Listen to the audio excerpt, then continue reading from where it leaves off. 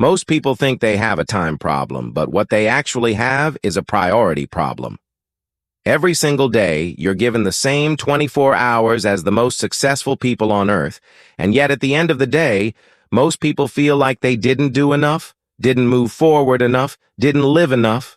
Time doesn't wait for you to feel ready, and it doesn't slow down when life gets hard. The people who seem to accomplish extraordinary things aren't working harder than you. They're working differently, and that difference starts with how they think about every single hour they have. If you've ever ended a week feeling exhausted but unaccomplished, stayed busy all day but made no real progress, or knew exactly what you should be doing but kept getting pulled away from it, then this video was made for you. What you're about to learn here will reshape how you see your mornings, your goals, your energy, and your future. Time is the one thing you can never get back, and most people don't realize that until it's already gone.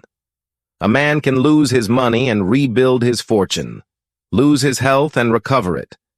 But a single day lost is lost forever.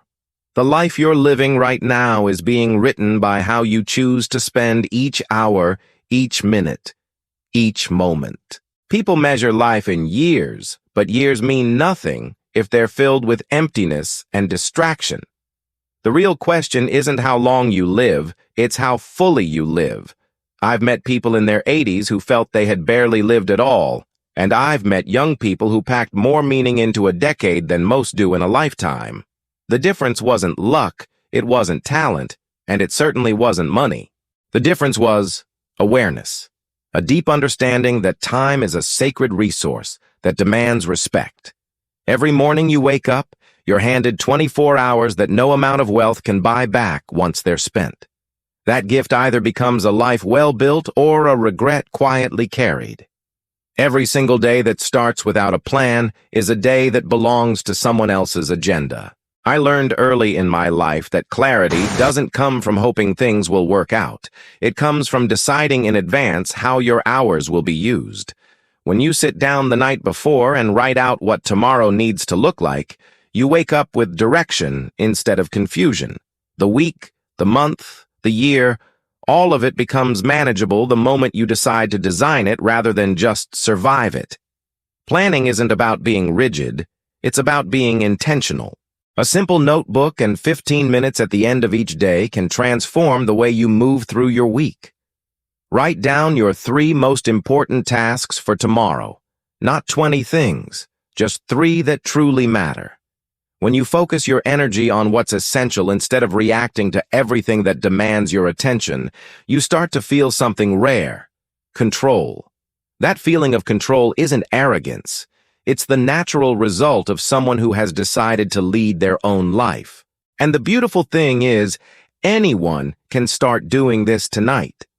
I've seen this habit alone change the trajectory of people's careers, their relationships, their health. Not because planning is magic, but because it forces you to think before you act. And thinking before you act is one of the rarest skills in the modern world. The people who seem to accomplish the most aren't always the ones working the hardest. They're the ones who decided what to work on before they ever started. There's a kind of quiet power in the person who shows up to their day already knowing what they're there to do. And that power only grows the more you practice it.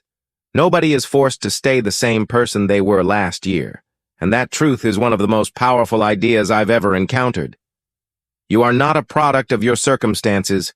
You are a product of your decisions, and decisions can always be changed. Jim Rohn taught me that human beings have the extraordinary privilege of choosing how much they grow, how many skills they develop, and what kind of life they're willing to build. Most people never exercise that privilege because nobody ever told them it was theirs to use. But it is yours, completely and without condition. You can choose to read 1 book a month, which over 5 years gives you 60 books of knowledge that most people around you will never have. You can choose to learn a new skill, whether it's public speaking, financial literacy, coding, or sales. Any one of those can completely alter your earning potential and your confidence. The point isn't which skill you pick. The point is that you pick something on purpose, driven by what you want, not by what someone else expects from you. Living by choice instead of by default is one of the most radical things a person can do in a world designed to keep you comfortable and passive. And once you make that shift, there's no going back. The people who feel stuck in life aren't stuck because of bad luck. They're stuck because they've been making unconscious choices, going through the motions, doing what seems expected without ever stopping to decide if that's actually what they want. Awareness is the first step, and you're already here, which means something in you is already moving in the right direction. The life you want is built one conscious decision at a time. And those decisions start smaller than most people think. You don't need a revolution, you just need a direction. And the right direction changes everything that comes after it. Being busy has become a badge of honor in our culture, and that's one of the most dangerous lies of our time. People wear their exhaustion like a trophy, talking about how full their schedule is, how little they sleep, how much they have going on, as if suffering equals progress. But movement and progress are not the same thing, and confusing the two is how years disappear without anything meaningful being built. I've watched hard-working people work themselves into the ground and arrive at 50 with nothing to show for it but fatigue. Hard work without direction is just expensive energy with no return. Think about a car spinning its tires in mud. The engine is running. There's a lot of noise and motion, but the car isn't going anywhere. That's what a full schedule without clear priorities looks like from the outside. You can answer emails all day, attend meetings, respond to every notification, and feel completely drained at night, while having made zero progress on the things that actually matter to your goals. The exhaustion is real, but the results aren't there, and that gap between effort and outcome is where frustration lives. Recognizing that gap is the first honest step toward changing it. Start asking yourself at the end of each day not just what you did, but what you actually moved forward.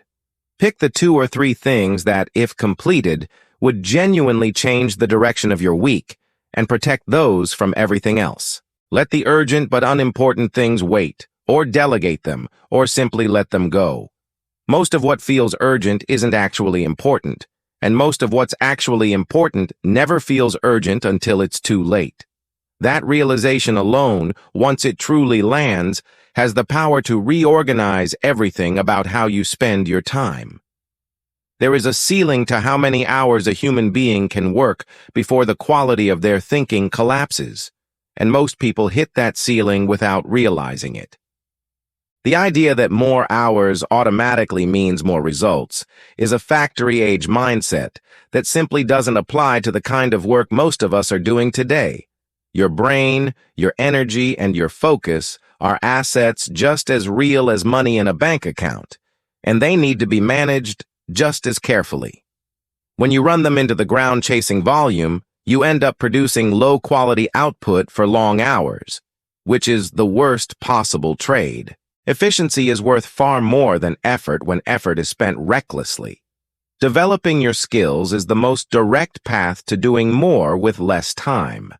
A person who has mastered communication, for example, can close a deal in 30 minutes that an unskilled person couldn't close in 5 hours. Reading books like Deep Work by Cal Newport or The One Thing by Gary Keller teaches you how to structure your time around peak mental performance and singular focus. These aren't abstract ideas. They're practical systems that people apply every day to dramatically increase what they produce in fewer hours. The goal is always to raise the quality of your output, not just the quantity of your hours. Rest is not the enemy of productivity, it is the foundation of it. Sleep, exercise, time away from screens, moments of genuine stillness, these aren't luxuries.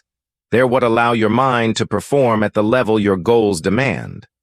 The most successful people I've studied treat their energy like a professional athlete treats their body, with discipline, recovery, and strategy. You don't have to destroy yourself to build something great. In fact, destroying yourself almost always slows the process down. Sustainable success is built by people who know when to push and when to step back.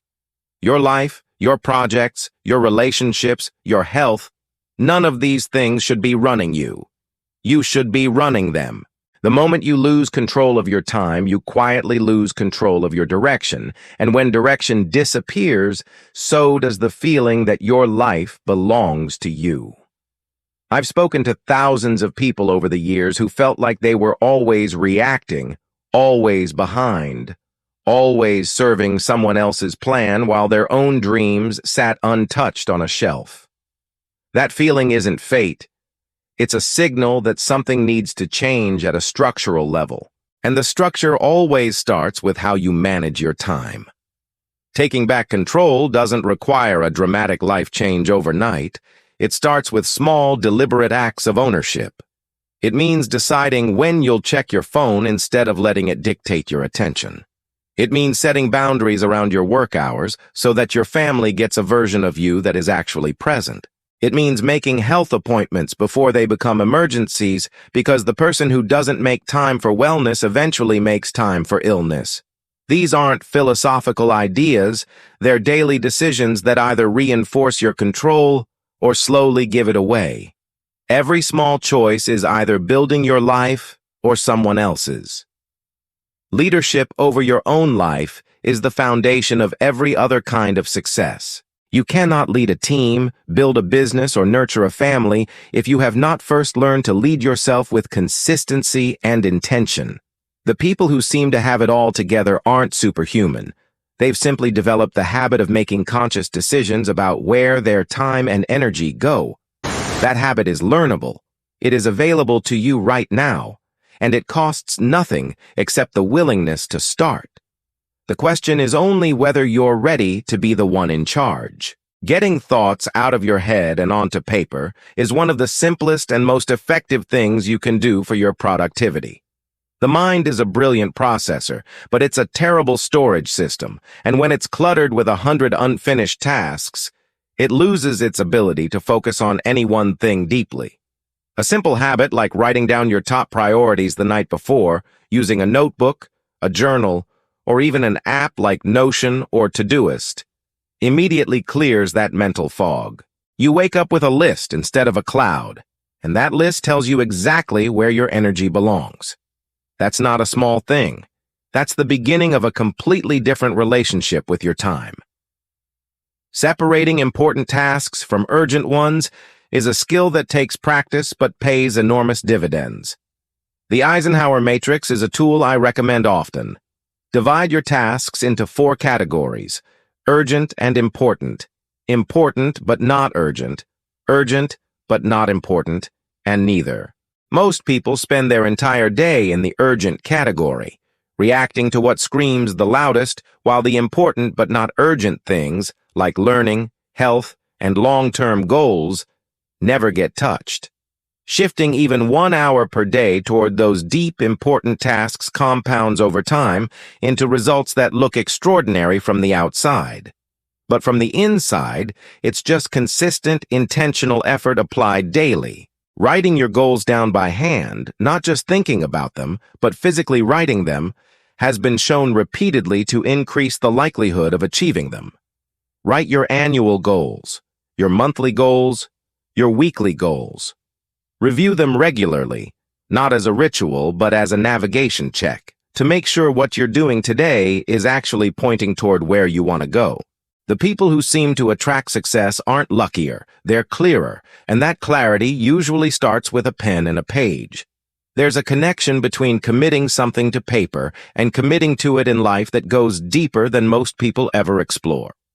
Work deserves your full attention when it's time to work, and rest deserves your full presence when it's time to rest. The habit of blending everything together, checking emails during dinner, thinking about deadlines while playing with your kids, trying to rest while mentally running through tomorrow's schedule, is a habit that produces exhaustion in every area without excellence in any. Presence is a skill, and like any skill, it improves with intentional practice. When you give something your complete focus, you do it better, you finish it faster, and you feel the satisfaction of having truly engaged with your life. That satisfaction is rare today, and it's worth protecting. Set clear boundaries around your time blocks and treat them as seriously as you would a meeting with someone you deeply respect. When it's time to do deep work, close the tabs, silence the phone, and give that block of time everything you have. When it's time to be with your family, leave the work behind completely, not just physically, but mentally. These separations feel unnatural at first because most of us have been conditioned to always be available, always connected, always on. But the people who protect their focus are the ones who consistently produce the most meaningful work and live the most meaningful lives. The life you want isn't found in doing more things at once. It's found in doing the right things completely. Every moment you're fully present in is a moment that counts, a moment that builds something real, whether that's a relationship, a skill, a project, or simply the peace of knowing you showed up to your own life with intention. Most people drift through their days half-present, always somewhere between where they are and where they think they should be. The ones who learn to be fully here, fully engaged, fully alive in the moment they're actually in, those are the ones who look back without regret. And that, more than anything else, is what a life well spent looks like. Everything you just heard only has value if you actually use it. Knowledge without action is just entertainment, and your life deserves more than that. Start today, not tomorrow, not next Monday. Pick one thing from what you learned here and apply it before this day is over. That one decision, made right now, is the beginning of a completely different version of your life. Drop a comment below and tell me the one thing you're going to change starting today. I read every single one, and I want to know where you're starting. If this content added something real to your life, share it with someone who needs to hear it, because the people around you are fighting the same battles. And if you want to keep learning how to build a life that actually belongs to you, subscribe to this channel and turn on the notifications so you never miss what's coming next.